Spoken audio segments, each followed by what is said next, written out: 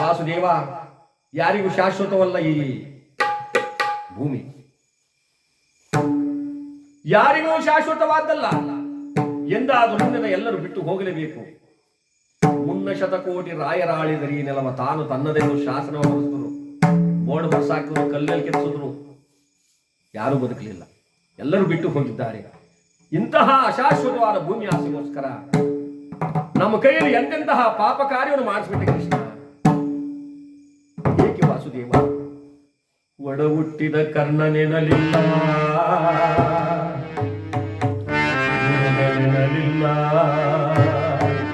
ಬಂಧು ಬಾಂಧವರೆನಲಿಲ್ಲ,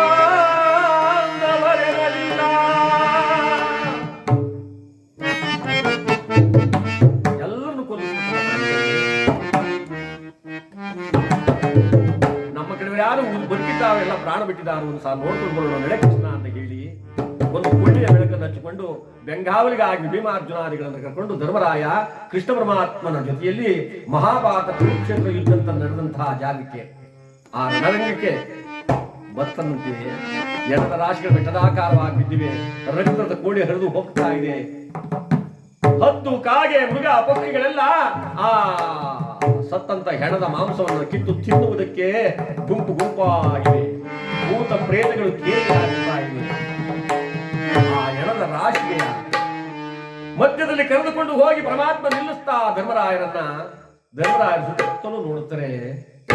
ಯತನೋಡಿದರು ಎಣದ ಮಯವೇ, ಯತನೋಡಿದರು ಎಣದ ರಾಶಿಯೇ,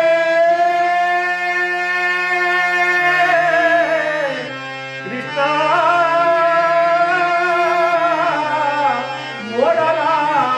ನೋಡಲಾರೆನು ನಾದಿದನ ಜನಾರ್ದನ.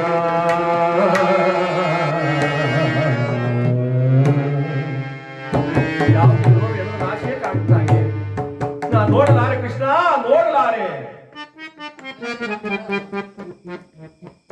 ರಕ್ತದ ಮಡುವಿನಲ್ಲಿ ಇಳಿಯುತ್ತಾ ಎಣದ ರಾಶಿಯನ್ನು ದಾಟುತ್ತಾ ಮುಂದೆ ಹೋಗ್ತಾ ಇದ್ರೆ ತಂದೆ ತಾಯಿಯನ್ನು ಕಳೆದುಕೊಂಡು ತಬ್ಬಲಿಯಾದ ಮಕ್ಕಳು ಎಷ್ಟೋ ಸಾವಿರ ಜನ, ಪತಿಯನ್ನು ಕಳೆದುಕೊಂಡು ವಿಧೇಯರಾದಂತ ಹರಿಶನ ಕುಂಕುಮ ಎಳೆಸಿಕೊಂಡಂತ ತಾಯಿಯರ ಎಷ್ಟೋ ಸಾವಿರ ಜನ ರೋದನ ಮಾಡುತ್ತಾ ಇದ್ದಾರೆ. ಅಯ್ಯೋ ಅಮ್ಮ ಅಪ್ಪ ಅಂತ ಕೂಗಾಡುತ್ತಾ ಇದ್ದಾರೆ. ಈ ರೀತಿಯಾಗಿ ಆ ರಣರಂಗದಲ್ಲಿ ತಾವು ಮುಂದೆ ಮುಂದೆ ಹೋಗ್ತಾ ಇದ್ದಾರೆ. ಅಲ್ಲೊಂದು ದೊಡ್ಡದಾದ ಎಣದ ರಾಶಿ, ಅಲ್ಲೊಬ್ಬ ಸೈನಿಕ ಸಿಕ್ಕಾಕಬಿಟ್ಟಿದ್ದಾನೆ. ಈ ತಲೆ ಬುರುಡೆ ಹೊಡೆದೋಗಿದೆ, ಮೆದುಳು ಈಚಿಕೊಂಡ್ಬಿಟ್ಟಿದೆ, ಪ್ರಾಣ ಮಾತ್ರ ಹೋಗಿಲ್ಲ. ಪ್ರಾಣ ಬಿಡಲಾರದೆ ಸಂಕಟ ಬಿಡ್ತಾನೆ. ಈ ಪ್ರಾಣ ಸುಮ್ಮನೆ ಹೋಗುತ್ತಾ?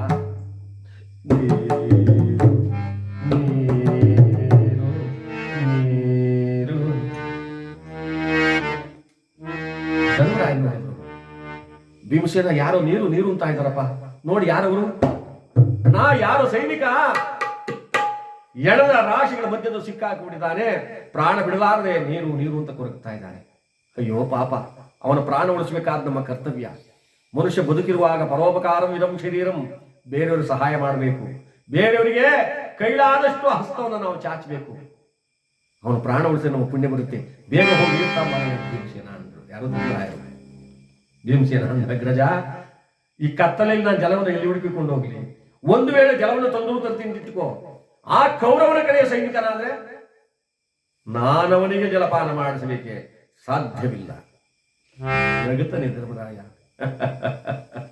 ಅಯ್ಯೋ ಹುಚ್ಚ, ಈ ಪ್ರಪಂಚವನ್ನೇ ಬಿಟ್ಟು ಮನುಷ್ಯ ಹೋಗುವಾಗ ಶತ್ರುಗಳ್ಯಾರು, ಮಿತ್ರರ್ಯಾರು, ಹಿತರ್ಯಾರು, ಅಹಿತರ್ಯಾರಪ್ಪ?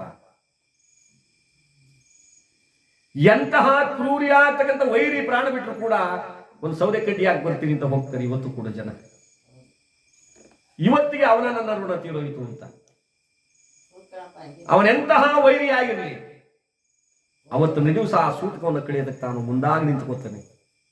ಇಂಥದ್ರಲ್ಲಿ ಆ ಪ್ರಾಣ ಬಿಡಲಾರ ಸಂಕಟ ಪಡ್ತಾ ಇರೋದು. ಪ್ರಾಣ ಉಳಿಸೋಣ ಅಂದ್ರೆ ತೊಟ್ಟು ನೀರು ತರಕ್ಕೆ ಹಾಗೆ ಹೀಗೆ ಕತ್ತಲೆಯಿಂದ ಸಬು ಬೀಳ್ತೀಯಲ್ಲೋ.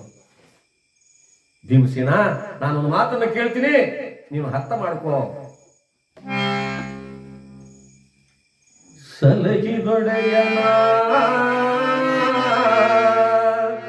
ದುರ್ಭಿಕ್ಷ ದುರ್ಭಿಕ್ಷದಲ್ಲಿ ಸಲಹಿದವನ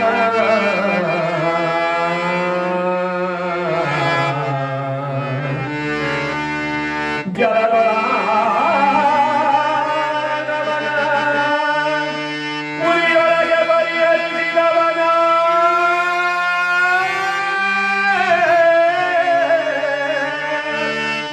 ಮರದವರಿವನಲ್ಲಿ ಗೋಳಾಂಡ ನರಕದಲ್ಲಿ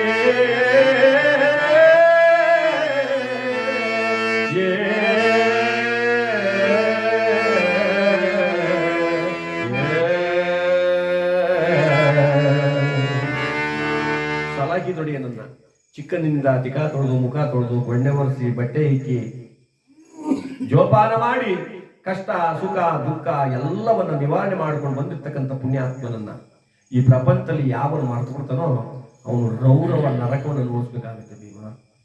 ಯಾವ ನರಕ? ರೌರವ ನರಕ, ಸಾಮಾನ್ಯವಾದ ನರಕ ಅಲ್ಲ.